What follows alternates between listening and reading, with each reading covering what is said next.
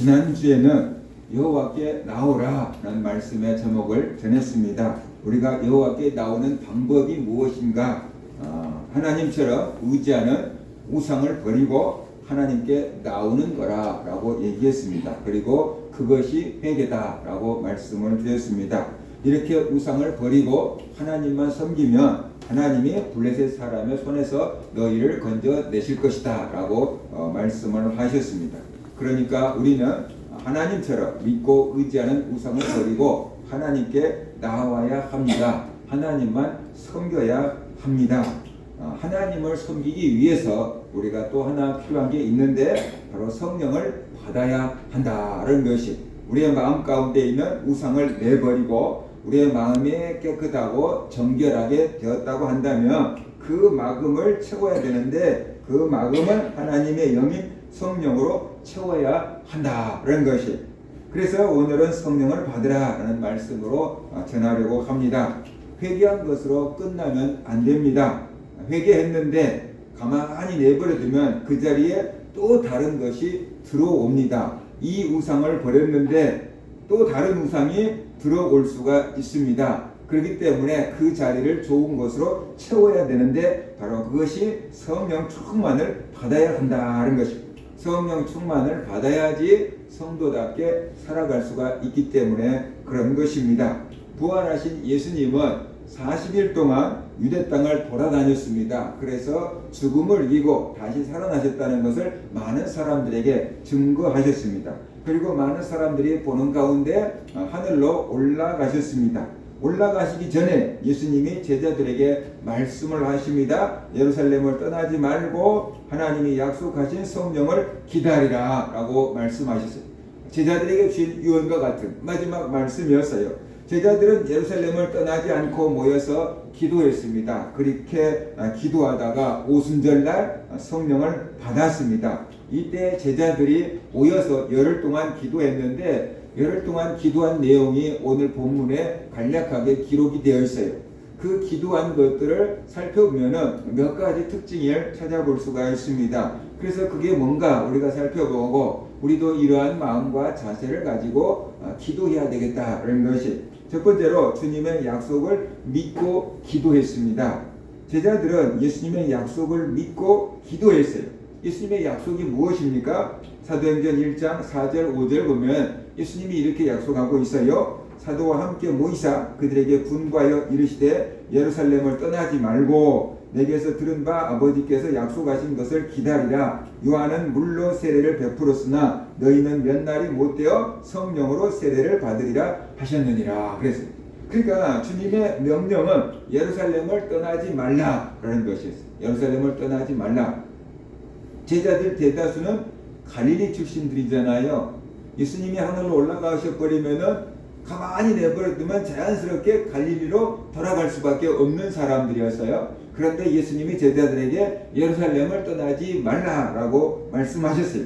제자들은 그 말씀에 순종했습니다. 그래서 예루살렘에 모여서 기도했다라는 것이, 제자들은 몇 날이 못 되어서 성령을 받을 것이다 라고 하는 주님의 약속을 믿었습니다. 그래서 성령 받기를 위해서 기도했습니다. 분명히 주님은 몇 날이 못 되어서 성령으로 세례를 받으리라 그랬어요.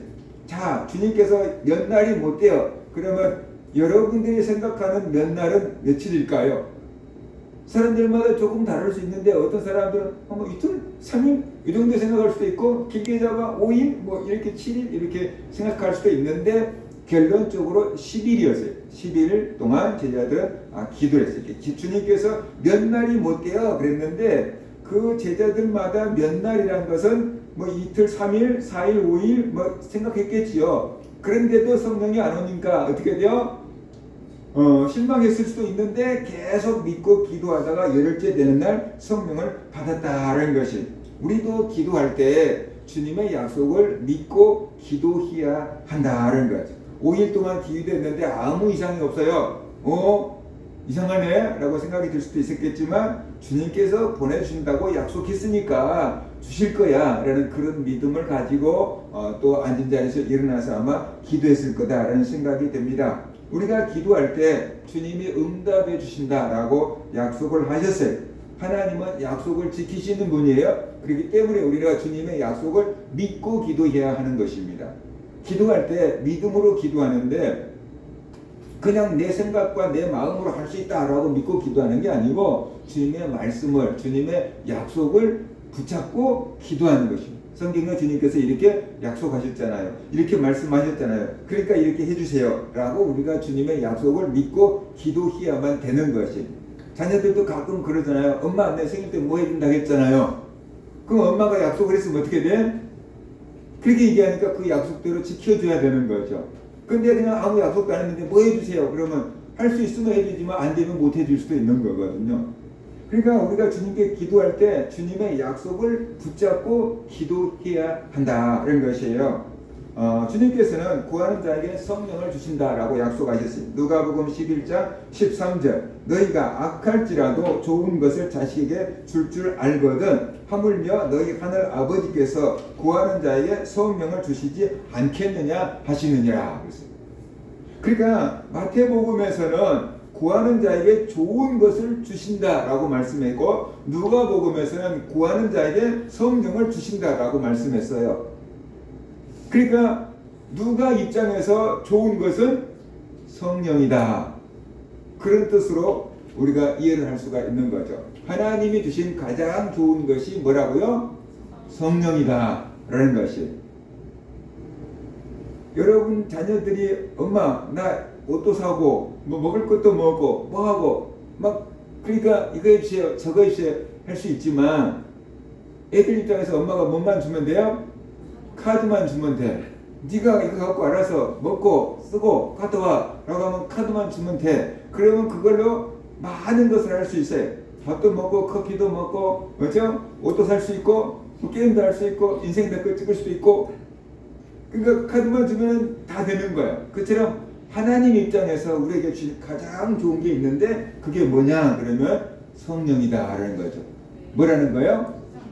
하나님의 성령. 그 성령을 우리에게 보내주시는 것, 그것이 하나님 입장에서는 최고로 좋은 것을 주신 거다라는 것을 우리가 알아야 돼요. 왜냐 그러면은 성령께서 그 사람에게 이제 안에 내주하셔서 그 사람을 천국의 길로 인도해 줄 것이기 때문에 성령을 보내주신 것이 하나님 보시기에 가장 큰 선물을 보내주신 거다라고 우리가 알 수 있습니다. 그러니까 우리는 기도할 때 주님의 말씀을 붙잡고 기도해야 된다는 거죠. 주님의 약속을 붙잡고 기도해야 된다. 하나님이 이렇게 약속하셨잖아요. 그렇죠? 하나님이 구하면 들어주신다고 약속하셨잖아요. 그러니까 하나님이 약속을 지켜주세요. 그 뜻인 거예요. 그렇게 할 때 하나님이 우리의 기도를 들어주셔요. 우리는 기도할 때 막연하게 기도하지 말고 하나님의 약속을 붙잡고 기도해야 됩니다. 그래서 성경 구절들을 암송하고 그 성경 구절을 암송한 다음에 기도하고 그 암송 구절을 믿으면서 기도하고 그것이 바로 올바른 기도고 성경적인 기도다라고 할 수 있어요. 그래서 기도만 하지 말고 하나님의 말씀을 읽고 하나님 말씀을 외우고 그리고 하나님 말씀을 믿고 그 약속을 붙들고 기도하는 것이다 하는 것이. 그렇지 않고 무조건 내 수호만 아뢰는 기도다라고 한다고 하면은 이방신을 믿는 사람, 우상을 믿는 사람, 미신을 믿는 사람들의 기도와 다를 게 별로 없거든요. 그냥 내 잘되게 해주세요. 자녀들 잘되게 해주세요. 그런 기도는 예수 믿지 않는 사람도 우상 섬기는 사람도 다 하는 기도거든요. 근데 우리는 하나님의 말씀을 붙잡고 기도하고 하나님의 뜻에 맞추는 기도를 하려고 한다는 거죠.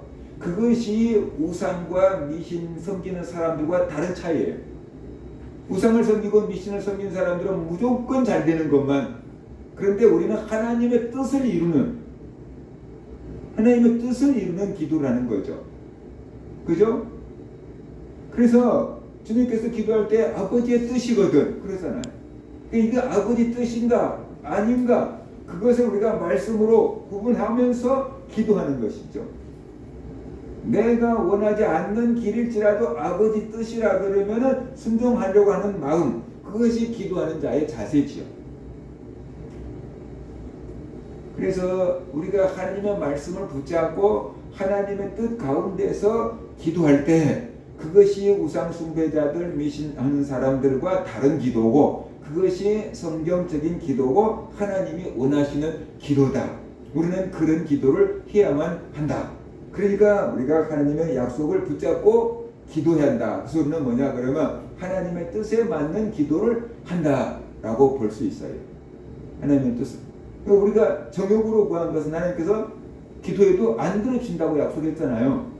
그죠? 그러니까 하나님의 뜻에 맞는 기도는 응답이 되지만 하나님의 뜻에 맞지 않는 기도는 아무리 힘쓰고 애써도 안 되는 게 복이라는 거죠. 그러니까 하나님께서 응답을 안 해주시는 거예요.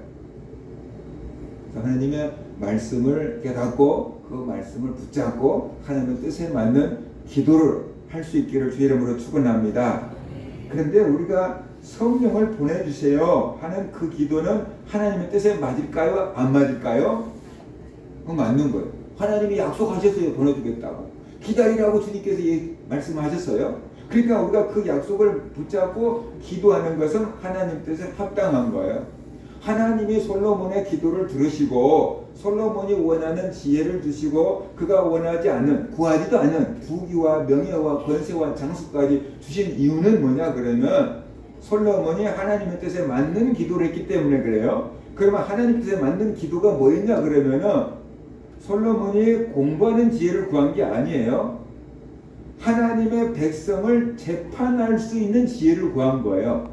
그러니까 다시 말하면 하나님의 백성 이스라엘 백성들을 잘 다스릴 수 있는 지혜를 주세요. 그거였거든요. 그러니까 하나님 보시기에 하나님 백성을 잘 다스릴 수 있는 지혜를 구하니까 하나님 마음에 들었을까요? 안 들었을까요? 그게 하나님의 마음에 든 거예요.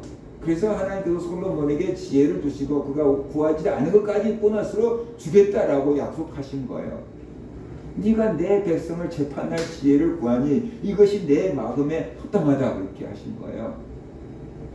그래서 우리가 기도를 하더라도 하나님 보시기에 합당한 기도를 해야 되는데 하나님은 우리에게 성령을 보내주시겠다라고 약속하셨고 주님께서도 약속을 하셨으니까 우리는 성령을 달라고 성령 충만하게 해달라고 기도해야 돼요. 그런데 이것이 하나님 뜻에 합당한 기도예요.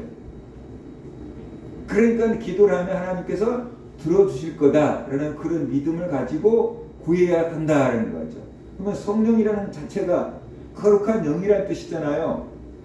거룩한 영이 우리 안에 오시려고 하면은 우리의 마음이 어떻게 돼야 돼요? 깨끗해야 돼요. 우리의 마음을 깨끗하게 청소를 해야지 거룩한 성령님을 모셔드릴 수 있어요.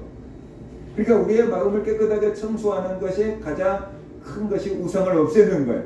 하나님보다 더 사랑하는 것을 없애는 거예요. 그리고 우리가 지은 죄를 회개하는 거죠. 그리고 성령을 우리가 구해야지 거룩한 성령이 오신다는 거예요. 근데 우리가 우상을 없애지 아니하고 우리가 지은 죄를 회개하지 않고 자꾸만 무슨 영을 달라고 자꾸만 기도하면은 더러운 게 남아있으면 더러운 영이 들어와요. 그래서 악령이 들어오는 거죠. 우리 속을 깨끗하게 비우면은 이렇게 생각해 보세요. 하나님은 더러운 것을 싫어해요. 그래서 우리 마음 가운데 더러운 게 있으면 하나님이 안 들어오셔요. 악한 것은 악하고 더러운 귀신이라 그랬잖아요. 악하고 더러운 귀신은 뭘 좋아하냐면 더러운 것을 좋아해요. 그래서 우리의 마음 가운데 더러운 것이 죄가 악이 우상이 가득 차 있으면은 끌리니까 귀신이 들어오는 거예요. 악한 것이 들어오는 거예요. 그래서 우리가 이 성령을 구할 때 우리의 마음을 깨끗하게 하고 회개하고 하나님의 성령을 구하면은 하나님의 성령이 우리에게 오신다. 주님께서 그런 기도를 기뻐하신다. 그러니까 그 약속을 믿고 기도하면 주신다. 그런 믿음을 갖고 기도하시기 바랍니다. 그 다음에 함께 모여서 기도했어요. 5절을 보면은 모인 무리가 약 120명이나 되었다라고 말씀을 하고 있습니다. 하루 이틀 기도한 것이 아니죠. 예루살렘에 모여서 열흘 동안 기도했어요. 근데 120명이나 되는 사람들이 열흘 동안 모여서 기도를 했어요. 그들도 바빴겠지요. 해야 할 일도 있을 것이고 생계를 책임져야 됐을 것이고 가족들도 돌봐야 됐을 것입니다. 많은 여인들도 있거든요. 가정에 가서 가족들 돌봐야 됐을 거예요. 그런데 그런 것들을 다 뒤로 하고 열흘 동안 모여서 전심으로 기도했다라고 말씀합니다. 왜 그랬을까요?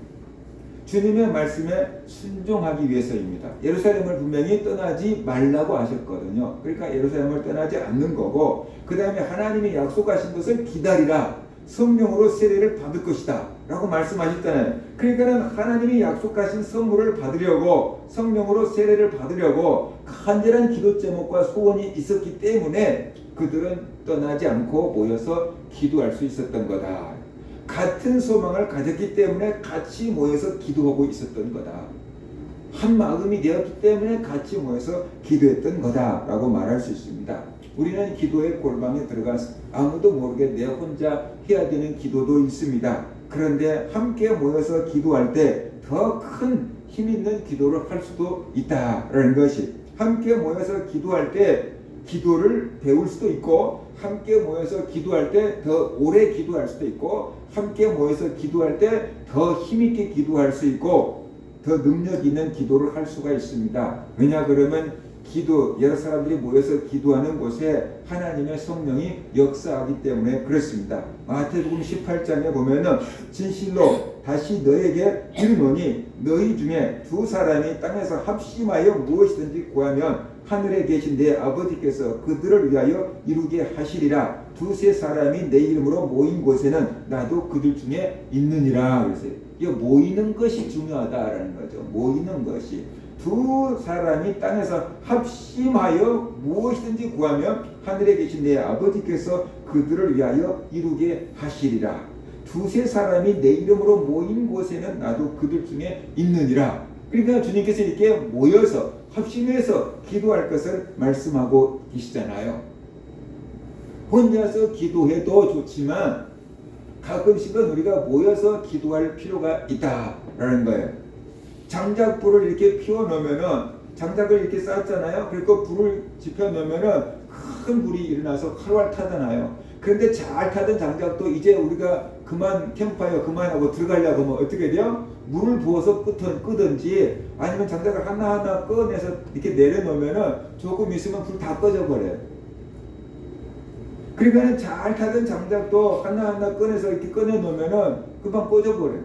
서로 이렇게 모아놓을 때 그 속에 공기가 들어가고 힘을 받아서 더 큰 불을 일으키는 것입니다. 그것처럼 교회 성도들이 혼자서 기도하면은 10분, 20분, 30분, 1시간 기도하는 거 어려울 수 있어요.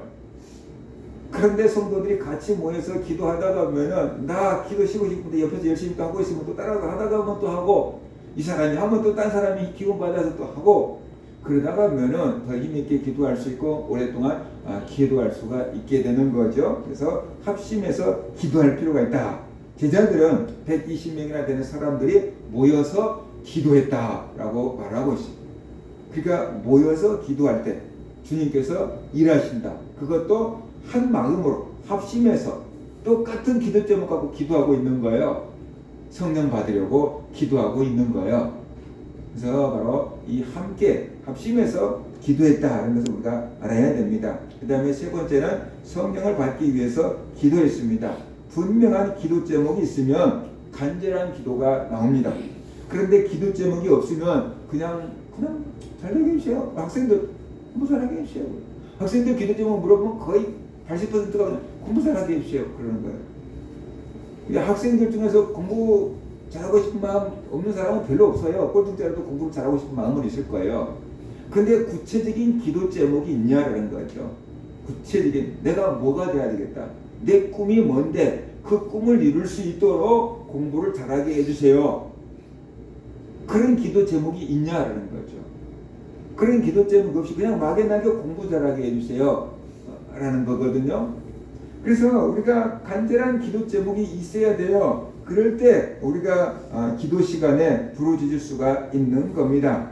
예수님은 시각장애인 바디메오에게 기도 제목이 무엇이냐라고 묻고 계셔요. 마가복음 10장에 보면 이렇게 기록되어 있어요. 그들이 여리고에 이르렀더니 예수께서 제자들과 허다한 무리와 함께 여리고에서 나가실 때 디메오의 아들인 맹인 거지 바디메오가 길가에 앉았다가 나사렛 예수시란 말을 듣고 소리질러 이르되 다윗의 자손 예수여 나를 불쌍히 여기소서 하거늘 많은 사람이 꾸짖어 잠잠하라 하되 그가 더욱 크게 소리질러 이르되 다윗의 자손이여 나를 불쌍히 여기소서 하는지라. 예수께서 머물러 서서 그를 부르라 하시니 그들이 그 맹인을 부르며 이르되 안심하고 일어나라 그가 너를 부르신다 하매 맹인이 겉옷을 내버리고 뛰어 일어나 예수께 나오거늘 예수께서 말씀하여 이르시되 네게 무엇을 하여 주기를 원하느냐. 맹인이 이르되 선생님이여 보기를 원하나이다. 예수께서 이르시되 가라 내 믿음이 너를 구원하였느니라 하시니 그가 곧 보게 되어 예수를 기에서 따르니라 그랬어요.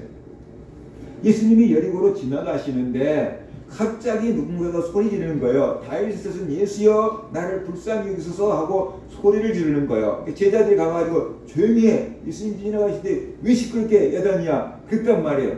그런데 이 사람이 멈추지 않고 더 크게 다윗의 자손 예수여 나를 불쌍히 여기소서 하면서 더 크게 소리를 지르는 거예요. 이렇게 포기하지 않고 소리를 지른다는 소리는 무슨 뜻이에요? 그 사람에게 간절한 소망이 있다라는 거죠. 뭔가 요구 조건이 있다라는 거죠. 억울한 일이 있다라는 거죠. 그러니까 예수님께서 저 사람 불러와라. 무슨 소원이 있나 보다. 저 사람 불러오라. 그런 거예요. 예수님이 너를 부르신다. 그러니까 겉옷을 내버리고 예수님께 달려 나왔어요. 그런데 앞을 보지 못한 사람이 달려 나왔으니까 앞을 보는 사람이 달려 나온 거라고는 분명히 뭔가 달랐을 거예요. 그러면 예수님이 딱 보면은 그 사람의 문제가 뭔지 보였을까요? 안 보였을까요? 보였겠죠. 저 사람이 앞을 못 보는 사람이구나. 그러면 앞을 못 보는 사람의 기도 제목은 뭘 것 같아요? 당연히 눈 뜨게 해주세요라는 기도 제목이었겠죠. 그러니까 전도인이 같았으면 그랬을 거예요. 네가 앞을 못 보는구나. 그러면서 앞을 보게 해줄까? 그랬을지도 몰라요. 난 이 기도 제목 다 안다. 그랬을지도 몰라요. 그런데 예수님은 그렇게 하시지 않냐고. 예수님께서 묻잖아요. 너에게 무엇 하여 주기를 원하느냐? 라고 묻고 계시잖아요. 다시 말하면 네 소원이 뭐냐? 그렇게 묻고 계시잖아요. 왜 묻고 계실까요? 몰라서 물어볼까요? 아니에요. 네 속에 분명한 소망을 네가 말해. 그 말이잖아요. 네 속에 무슨 소망이 있는지, 무슨 기도 제목이 있는지 네 입으로 분명하게 얘기해봐. 그러면 내가 들어줄게. 그 얘기잖아요. 그래서 보기를 원하나이다 라고 하니까 주님께서 하시는 말씀이 그냥 네 믿음대로 되라 그런 거예요. 네 믿음이 너를 구원하였느니라 그러잖아요. 그런데 그 사람이 눈이 떠져버린 거예요. 그러니까 주님은 우리가 어떤 상황과 어떤 처지에 있는지 다 알아요. 그런데도 우리에게 분명한 기도 제목을 내놓으라는 거죠. 분명한 소원을 가지라는 거죠. 분명한 제목 갖고 기도하라는 거죠. 기도하라는 거죠. 기도 안 해도 다 알아. 그러면 채워주실 수 있어요, 하나님이. 그런데 문제가 뭐냐 그러면은 우리가 기도하지 않은데도 채워주면은 하나님이 도와주셨다는 것을 몰라요. 하나님을 몰라요. 문제는 해결됐는데 하나님을 안 믿어요. 그러니까 하나님은 기도하게 하시고 하나님께서 응답해 주셔서 하나님이 계시는 것을 깨닫게 하고 하나님이 도와주시는 것을 깨닫게 하고 하나님을 섬기는 믿음을 키우기를 원하는 것이에요. 그러니까 우리는 기도해야만 된다라는 거예요.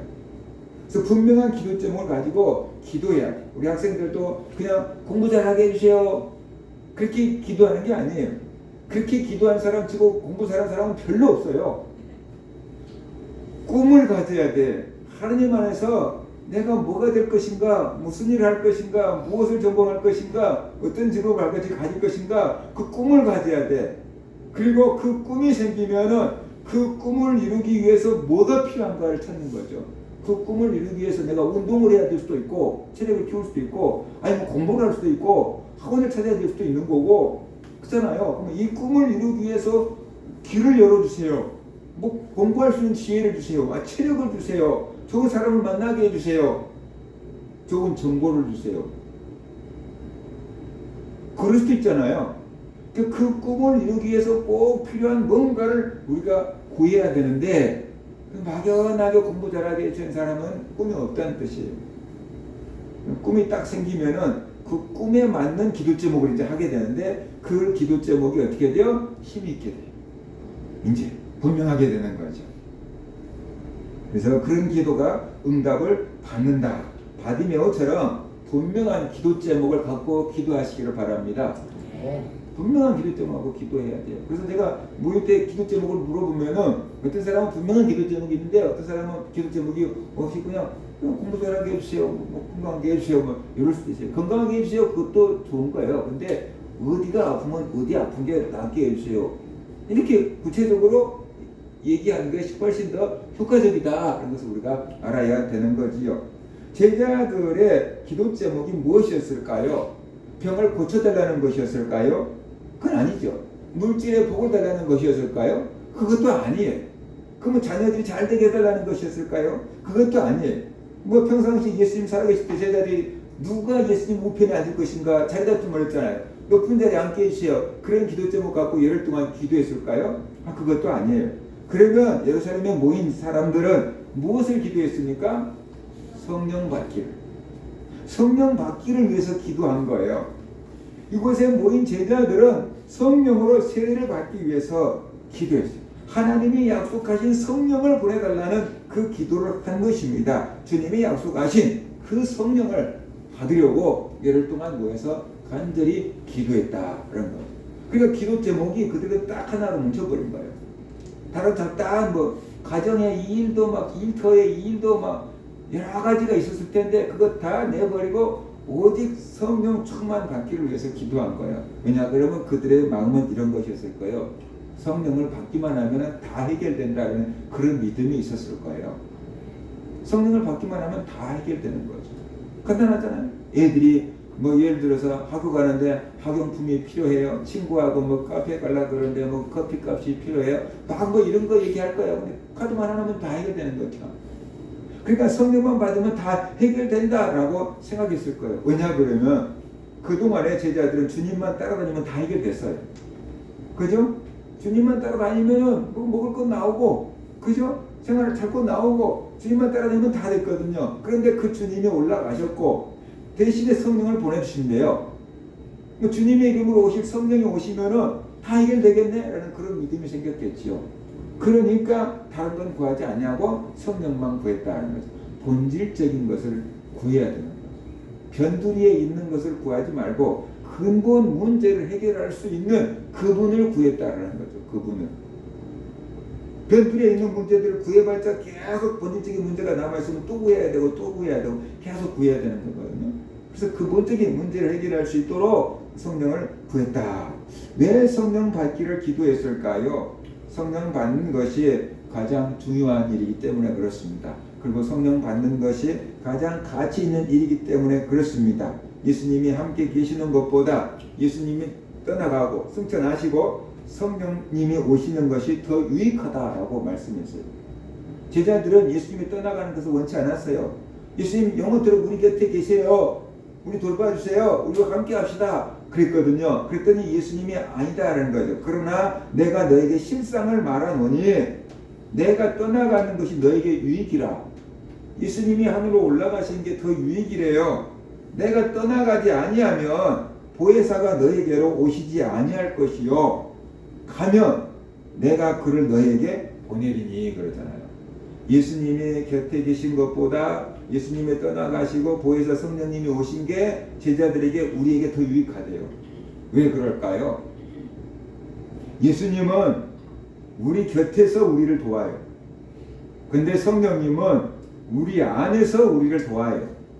예수님의 사명은 십자가 지시고 부활하고 승천하고 하늘로 올라가셔야 돼요. 그런데 성령님은 영원토록 떠나가시잖아요. 성령님은 이 땅에 오시면 영원토록 떠나가시잖아요. 예수님은 시간과 공간의 제약을 받으셨어요. 육체를 가지고 계시기 때문에. 근데 성령님은 육체 없기 때문에 시간과 공간의 제약을 받지 않으셔요. 그러니까 예수님이 떠나가시고 성령님이 오시는 게 훨씬 더 낫다. 보세요. 예수님이 옆에 계셔서 제자들을 가르쳤어요. 이제 내가 머지않아 곧 십자가에 죽을 것이다. 그리고 다시 살아날 것이다. 라고 제자들에게 가르쳤어요. 제자들이 깨달았어요? 못 깨달았어요? 부활을 가르쳤는데 죽었으면 어떻게 다시 살아난다는 거야? 그러면서 예수님이 왜 죽으셔야 되는데 메시아가 왜 죽어야 되는데 깨닫지를 못해요. 예수님이 옆에서 가르치는데 깨닫지를 못해요. 목사가 여러분에게 설교를 하는데 여러분이 깨닫지를 못해요. 그 같은 거예요. 선생님이 학생들 가르치는데 학생들이 이해를 못해. 그 같은 거예요. 근데 성령님이 오셔서 그 마음 가운데서 깨닫게 해주면은 나중에 성령 받은 제자들이 다 깨닫잖아요. 예수님이 하신 말씀을 다 깨닫잖아요. 성령님께서 속에서 깨달음을 주신다니까요. 그러니까 예수님이 옆에서 가르쳐 준 것보다 성령님께서 우리 안에서 깨닫게 해주시는 게 훨씬 유익하죠. 그래서 예수님이 떠나가시는 것, 그것이 성령이 오시기 때문에 유익하다라고 말씀을 하신 겁니다. 그래서 우리는 이 성령 받는 것이 얼마나 소중한 것인지 알아야 돼요. 성령은 받아도 그만, 안 받아도 그만, 그것이 아니에요. 성령은 반드시 받아야 하는 거다라는 것입니다. 성령을 받지 않으면 하나님의 나라를 볼 수가 없고, 성령을 받지 않으면은 하나님의 나라에 들어갈 수가 없다 그랬어요. 요한복음 3장 5절 예수께서 대답하시되 진실로 진실로 내게 이르노니 사람이 물과 성령으로 나지 아니하면 하나님의 나라에 들어갈 수가 없느니라. 그러니까 교회에 이렇게 나오는 교인들 가운데서 성령으로 거듭난 이 성도가 있고 성령으로 거듭나지 않은 교인이 있다 그래요. 교리적으로 나누면 그래요. 교인하고 성도하고는 똑같은 걸로 보는데 사람이 볼 때는 똑같아요. 근데 하나님이 보실 때는 성령으로 거듭난 성도가 있고 거룩한 무리가 있고 성령으로 거듭나지 않는 교회 멤버, 처치 멤버, 교인이 있다는 거죠. 그리고 주님이 오시면은 누가 구원을 받을까요? 성령으로 거듭난 성도가 천국에 들어가고 교회는 다니는데 거듭나지 않은 교인은 그냥 이 땅에 계속 나무나 있어야 되는 거예요. 심판 받아야 되는 거예요. 그러니까 성령 받는 사람과 받지 않는 사람은 주님 오실 때는 천지 차이예요. 예화로 든다 그러면은 계란이 있는데 그 계란 가운데 유정란이 있고 무정란이 있어요. 프라이 해 먹으려면 아무 상관없어요. 그런데 병아리를 깨게 하려고 그런다 그러면은 유정란은 한 22일 동안 품고 있으면은 여기서 병아리가 나와요. 근데 무정란은 한 21일 동안 품고 있으면 썩어버려요. 엄청난 냄새가 나요. 썩어버려요. 생명이 씨앗이 있느냐 없느냐 차이예요. 성령을 받았다는 것은 생명의 씨앗이 있는 거고 성령을 받지 않은 사람은 생명의 씨앗이 없는 거예요. 그러니까 성령 받지 않으면 천국에 갈 수가 없다. 교회를 아무리 수십 년 동안 다녀도 성령 받지 않으면 천국에 갈 수가 없다 라는 거예요. 교회를 하루 나왔을지라도 성령을 받았으면 천국에 간다 그런 거예요. 그러니까 성령을 받는 거 안 받는 거 뭐 받아도 그만 안 받아도 그만 아니에요. 그 반드시 받아야 되는 거예요. 왜냐하면 영적인 생명이기 때문에. 영적인 생명이 사느냐 죽느냐가 거기에 달려있기 때문에 우리는 성령을 받아야만 된다 그런 것입니다.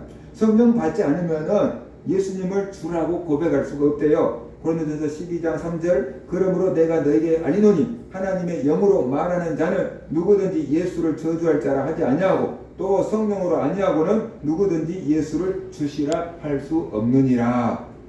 성령의 감동과 성령의 도움을 받지 않으면 예수님을 주님이다 라고 고백할 수가 없다는 거예요.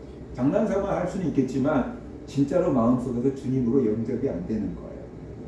성령께서 역사하시기 때문에 우리가 예수님을 주로 그냥 고백하는데 편한 거예요. 근데 이게 악한 것이 들어있으면 절대로 이 고백이 안 나오는 거죠. 성령 받지 않으면 하나님을 아버지라고 부를 수가 없대요. 갈라디아서 4장 6절 너희가 아들이므로 하나님이 그 아들의 영을 우리 마음 가운데 보내사 아빠 아버지라 부르게 하셨느니라. 우리 학생들이 지나가는 아저씨들을 바라보고 아빠 그런 다음에 아저씨들이 뭐라 할까요?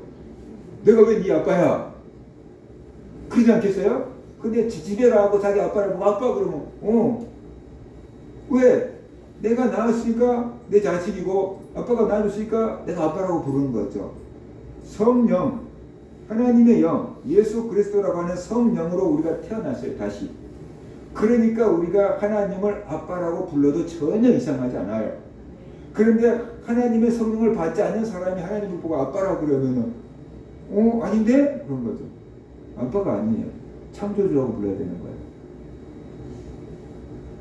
하나님의 성령을 받았기 때문에 우리가 내 영의 아버지다 그 말이에요. 내 영의 아버지. 그래서 하나님을 아빠라고 부를 수 있게 되는 거예요.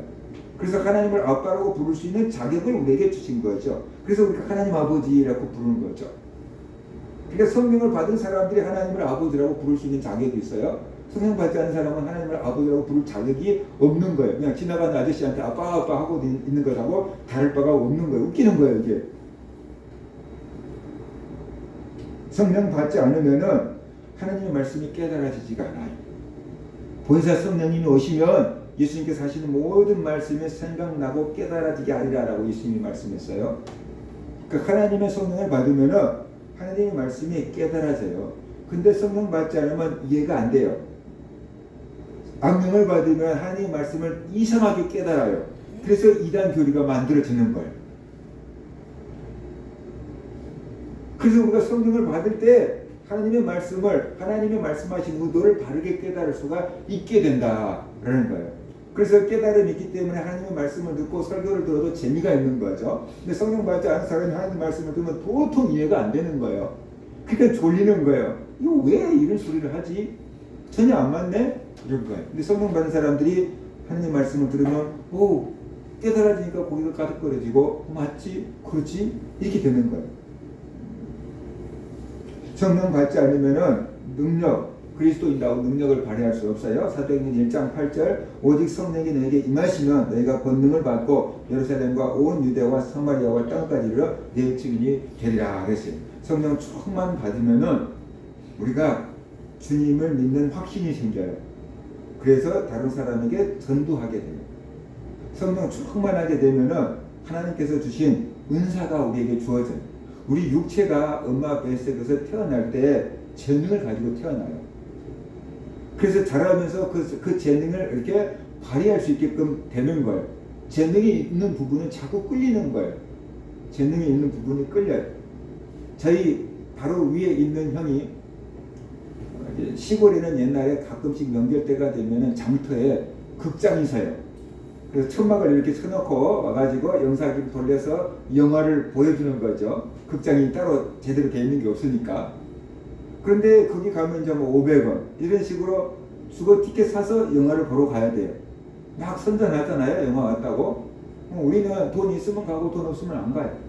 근데 내가 바로 위에 있는 형은 가야 되는데 안 가잖아요.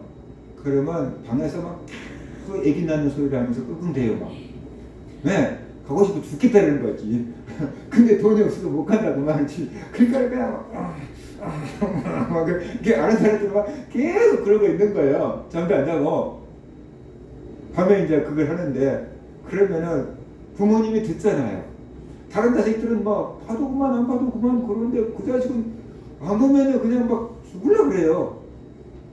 그러니까 조용히 불러갖고 갔다 와라 그러면서 주는 거예요. 그러면 또 그냥 신바람 나고 막 밤중에 막 뛰어나가서 보고 와갖고 막 다음날까지 기분이 좋아서 어떨 줄은 몰라. 저 인간이 왜 저러나 그랬거든요. 제가 형이 이해가 안 됐어요. 근데 나중에 보니까 그 형한테는 예술적인 재능이 있었던 거예요. 예술적인 재능이. 그러니까 그런 것을 보면 자기는 너무 좋았던 거죠. 그래서 나중에 음악 활동을 했잖아요. 그러니까 그 재능이 있으니까 그게 막 그렇게 끌리는 거예요, 이렇게. 근데 나 같은 사람은 그런 게 없으니까 봐도 그만, 안 봐도 그만, 뭐 이런 거예요. 재능이 있는데 사람이 막 끌리게 돼 있어요. 끌리게 되지. 하나님이 여러분이 태어나게 할 때 재능을 주셨어요. 근데 그 재능이 어느 한 부분으로 툭 튀어나와 버리면은 그게 표가 남들이 다 알아봐 주는데 그래서 고만한 것들이 많이 있으면은 뭐가 튀어나온 게 없으니까 그냥 뭐가 없는 것이 이렇게 보이는 거예요. 근데 제일로 관심이 있고 끌리는 것이 있으면은 조그만 5살짜리니까 이게 바이올린을 하는데 전공생보다 더 바이올린 실력이 좋아요. 이게 바이올린 하자마자 막 전국에 막 애들 그 초등학교 바이올린 콩쿠르 막 우승을 독차지하는 거예요. 그러니까 어떻게 했냐고 물어봤더니 친구가 바이올린 학원에 등록하러 가니까 놀러 간 거예요. 따라간 거예요. 가서 듣더니 하고 싶다고 엄마한테 얘기했어요. 그 엄마가 가서 등록을 시켜놨는데 애가 너무 좋아하는 거예요. 너무 잘하는 거예요. 그래서 몇 년 하더니 그냥 모든 콩쿠르를 막 다 휩쓸고 있는 거예요. 그 뛰어난 재능이 있는 거예요. 관심이 보이는 거죠. 그래서 우연한 기회에 딱 재능이 발견되면은 그게 끌려요. 근데 보통 사람들은 그렇게 뛰어난 재능을 갖고 있지 않잖아요. 그러니까 이것 좀 해보다가 그만두고 저것 좀 해보다가 그만두고 그러는데 그것도 소중한 거예요. 경험이에요. 아, 이 분야에는 재능이 별로 없나 보다. 다른 분야 해보는 것도 다 자기를 찾아가는 과정이니까 그 굉장히 중요한 거라고 생각해야 돼요.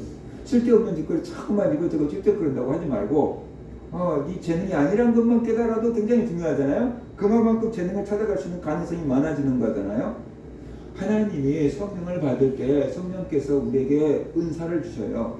영의 재능을 주는 거예요. 영적인 재능. 그것을 은사라고 하는 거예요. 하나님이 일을 할 수 있는 영적인 재능을 은사를 주는 거예요. 고린도전서 12장에 있는 9가지 은사만 있는 게 아니고 다양한 은사가 있어요. 하나님을 위해서 일할 수 있는 다양한 영적인 그 무기들을 하나님이 주시는 거예요. 성령을 받을 때 그게 와요. 그런데 성령이 충만해지면 그것이 툭 드러나 버리고 성령이 충만하지 않으면 계속 밑에 땅 밑에 감춰진 부하로 있는 거예요. 그러니까 사람들이 이걸 발견하지 못하고 있을 뿐인 거예요. 그러니까 성령 충만을 받으면은 그게 그냥 은사가 툭 드러나 버려요. 근데 성령 충만하지 않으면은 있어도 나타나지 않으니까 모르는 거예요. 그래서 우리가 성령을 받을 때 다 와 있어요. 성령을 받을 때 누구에게나 은사는 와 있어요. 근데 내가 성령 충만해지면은 그것이 이제 드러나는 거예요. 없는 게 아니에요. 다 있어요. 다른 게 있을 뿐이에요. 성령 충만해서 그런 은사가 우리에게 드러나서 그 은사를 가지고 하나님이 하라고 하나님께서 주시는 겁니다. 성령을 받지 않으면은 주님을 닮아갈 수가 없습니다. 갈라디아서 5장 보면은 오직 성령의 열매는 사랑과 희락과 화평과 오래 참음과 자비와 양성과 충성과 온유와 절제니 이 같은 것을 금지할 법이 없느니라 그랬어요. 성령 충만을 받아야 돼요. 그러면은 그리스도의 성품을 닮아가요. 내 인격이 변화돼요. 다른 사람에게 그리스도 향기를 발휘할 수 있게끔 돼요. 저 사람 예수 믿더니 달라졌네? 그렇게 되는 거예요. 성령님께서 밖으로 일할 때는 은사와 능력을 주시고 안으로 일할 때는 내 성품을 달라지게 해주는 거예요. 똑같은 성령님이 안으로 일하시느냐 밖으로 일하시느냐에 따라서 나타나는 결과가 달라요. 어떤 사람은 은사는 많이 안 나타나는데 어떤 사람은 인격적으로 굉장히 많은 변화를 일으킬 수도 있어요. 어떤 사람은 인격은 변화가 안 되는데 은사가 많이 나타날 수 있어요. 이런 사람들 보고 교인들이 이제 헷갈려요. 저 사람이 생활하는 거 보면 개처반인데 은사가 막 나타난다고 하는데 저것이 성령의 은사예요? 아니에요? 그리고 자꾸만 물어보는 거예요. 그러니까 인격은 변화가 안 되는데 은사가 너무 많이 나타나 버리니까 이게 이제 헷갈리는 거예요. 어떤 사람은 은사가 안 나타나는데 인격적으로 아주 성숙해지는 사람도 있어요. 고난을 통해서 아주 인격이 성숙해지는 사람도 있어요. 근데 이 사람들은 또 착각을 해요. 나에게 은사가 없다고 착각을 하는 거예요. 아니에요. 똑같은 성령님께서 안으로 역사하셔서 그 사람 인격을 변화시켜서 주님을 닮아갈 수 있게끔 만드는 거. 그게 굉장히 중요해요. 하나님 앞에 섰을 때는 이게 더 중요해요. 얼마나 큰 일을 했느냐보다 주님을 얼마나 닮아가느냐. 그것이 굉장히 중요한 거다. 그러면서 우리가 알아야 돼요. 성령을 받으면은 그 성령님께서 그렇게 사람을 변화시켜 가는 거예요. 근데 받지 않으면 변화가 될 수가 없어요.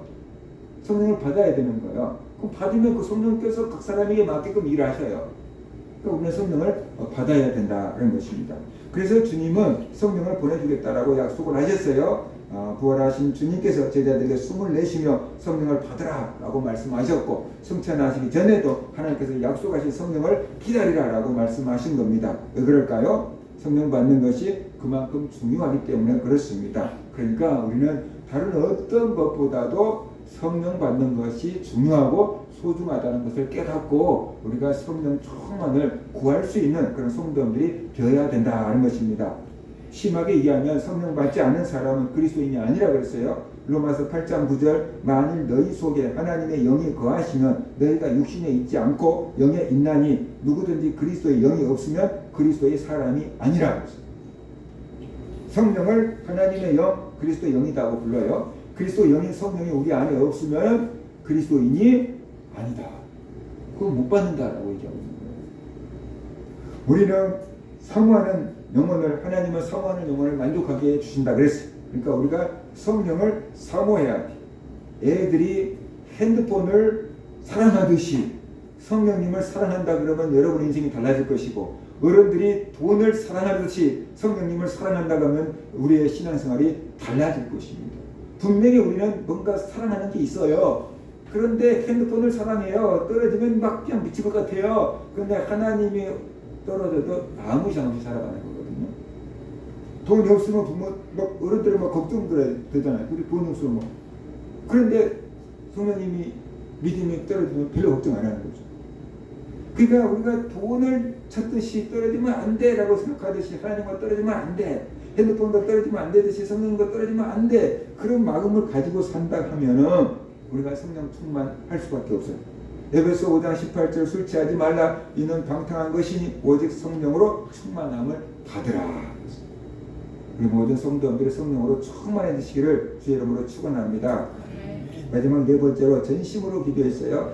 14절 보면은 막음을 같이하여 오로지 기도에 힘쓰더라 하고 했어요. 오로지 기도에 힘썼다라는 것이 무슨 뜻일까를 제가 생각해 봤어요. 오로지 기도를 힘썼다. 쉬지도 않고 기도했을까? 뭐 그랬을 수도 있겠지만 딴 생각하지 않았다는 것 같아요. 기도하면서 딴 생각할 수 있습니다. 기도하는데 잡념이 들 수 있습니다. 텔레비전 연속극 봤던 것이 기도하는 시간에 왔다 갔다 할 수 있습니다. 의심이 들 수도 있습니다. 아이 기도에 지금까지인데 아무 느낌이 안 오는데 성령 받을 거야 말 거야. 그러면서 의심이 들 수도 있습니다. 피곤해서 요령을 피울 수도 있습니다. 아 무릎 꿇고 기도하다가 막 발이 쥐가 난 것 같아 막 우리가 막 요령 피울 수도 있습니다. 오랫동안 기도하면 다른 사람은 열심히 기도하는데 나는 어떡하니 조용히 기도하다가 하면 졸릴 수도 있습니다. 기도하다가 하면은 학생들은 가끔 핸드폰 꺼내갖고 보고 있는 사람들이 있습니다. 그런데 그러지 않았다는 것이 오로지 기도하는 데만 힘을 썼다.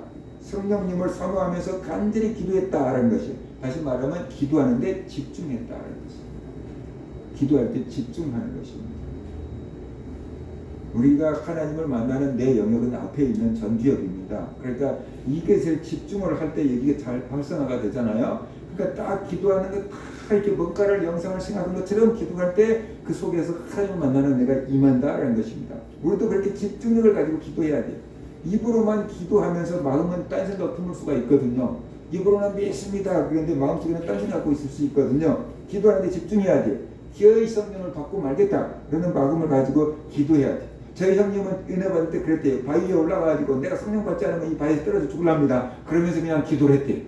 그렇게 밤새도록 기도하다가 보니까 자기가 평상 지었던 그 죄들이 그냥 파노라부터 쫙 지나가대요. 제가 평생에 지었던 죄들이 영화 보듯이 그냥 쫙 펼쳐지는데 거기서 그냥 막 그냥 대걸대걸 굴면서 회개했는데 그렇게 대걸대걸 굴면서 회개했는데 바위에서 안 떨어지더라고요. 내가 이게 깡패 같은 기질을 가지고 있는 사람들이 그런 걸 잘하는 것 같아요. 깡패 같은 기질을 가지고 있는 사람들은 그냥 막 그냥 목숨을 내놓고 막 그래서 옛날에 부흥사들이 깡패 출신들이 많았던 것 같아요. 이거 단순해. 그냥 막 안 받으면 죽어버릴랍니다. 막 그러면서 막 이렇게 막 부르짖고 기도를 하고 막 그러니까 그렇게 집중적으로 막 기도를 하니까 막 은혜를 받는 것 같아요. 우리가 그렇게 집중해서 기도를 할 때 하나님의 은혜를 받을 수가 있습니다. 예수님이 살아계셨을 때 제자들은 1시간도 기도를 못했습니다. 그죠? 예수님께서 십자가를 앞에 두고 내가 심히 고민하여 죽게 되었으니 여기서 나와 함께 깨어서 기도하자. 그리고 예수님께서 가서 기도하고 왔는데 제자들은 자고 있었잖아요. 그럴 때 주님께서 너희가 이렇게 1시간 동안도 나와 함께 깨어서 있을 수 없더냐라고 하면서 야단을 치셨고 가서 기도하고 어디서 보니까 제자들은 또다시 졸고 있었잖아요. 그래서 예수님이 잡혀가실 때 제자들은 다 도망쳤고 베드로는 예수 모른다고 3번씩이나 부인했잖아요. 그랬던 제자들이에요. 3년 동안 예수님 앞에서 배웠는데 1시간도 기도하지 못한 훈련이 안 된 제자들이었어요.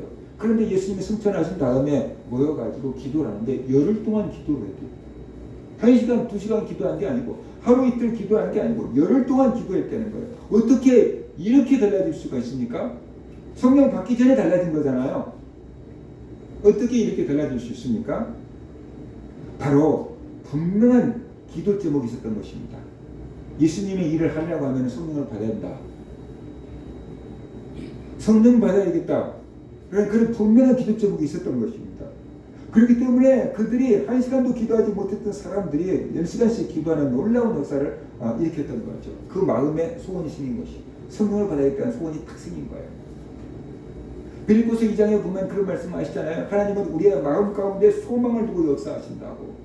그러니까 내가 성령을 받아야겠다는 소망이 탁 생기면은 그 하나님 주시겠다는 사인인 거죠. 내가 은사를 받아야겠다는 마음이 탁 생기면은 그것이 하나님 주시겠다는 사인인 거죠.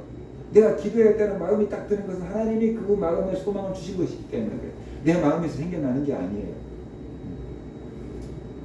기도했던 마음 가운데 성령 받아야겠다는 소망이 생긴 거예요.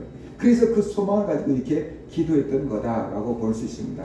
여러분이 하나님의 말씀을 들으면서 성령에 대해서 깨달으시고 성령을 받아야겠다라는 소망이 생기기를 주의 이름으로 축원합니다. 그러면 되는 거예요. 이 설교는 그거예요. 여러분 마음 가운데 성령을 받아야겠다는 그 마음이 생겨났다 그러면 이 설교는 성공한 것이고, 그 마음이 생겼다 그러면 여러분은 기도하는 것이고, 그 기도할 때 주님께서 응답을 해주시는 것이에요. 그래서 하나님께서 이들에게 응답하십니다. 사도행전 2장에 보면은 120명이나 되는 사람들이 전부 한 사람도 빠짐없이 다 성령 충만을 받았습니다. 그래서 방언을 말하게 되는 놀라운 은사가 있었다라고 얘기하고 있잖아요. 한 사람도 빠짐없이 다 받았대요. 120명이나 되는 사람들이 기도했는데 한 사람도 빠짐없이 다 성령을 받았어요. 성령으로 세례를 받고 성령으로 충만을 되고 성령의 은사가 나타나고 주님의 복음을 전하고 그 능력 있는 그리스도인으로 살아갈 수 있게끔 된 것입니다. 하나님이 우리의 기도를 듣고 계십니다. 그러니까 우리가 기도할 때 주님의 약속을 믿고 기도해야 됩니다. 구하는 자에게 성령을 주시겠다라고 약속하셨습니다. 그러니까 그 약속을 믿고 기도하는 겁니다. 함께 모여서 기도하는 겁니다. 혼자 기도하는 것보다 함께 모여서 기도하는 것이 더 효과적이다. 함께 모여서 기도하는 것입니다. 다른 것을 구하지 말고 성령의 은혜를 구합니다. 내 죄를 회개하고 우상을 버리고 마음을 깨끗이 하고 성령의 은혜를 구하고 성령 충만을 구하는 것입니다. 이미 예수를 믿고 성령 받은 사람들도 성령 충만을 구할 필요가 있습니다. 성령으로 충만해져야 됩니다. 그럴수록 우리가 신앙의 힘을 얻게 되고 믿음의 길을 살아갈 수 있기 때문에 그렇습니다. 그리고 전심으로 우리가 집중해서 기도해야 됩니다. 성령 받을 것을 기도해야 됩니다. 옆에 사람이 뭔 기도하나 그렇게 신경 쓸 필요 없어요. 집중해서 내 기도만 집중해서 기도를 하는 것입니다. 그래서 이제 모든 성도들이 성령 충만을 받을 수 있기를 주의 이름으로 축원합니다. 하나님 아버지 감사합니다. 우리가 또 왜 성령을 받아야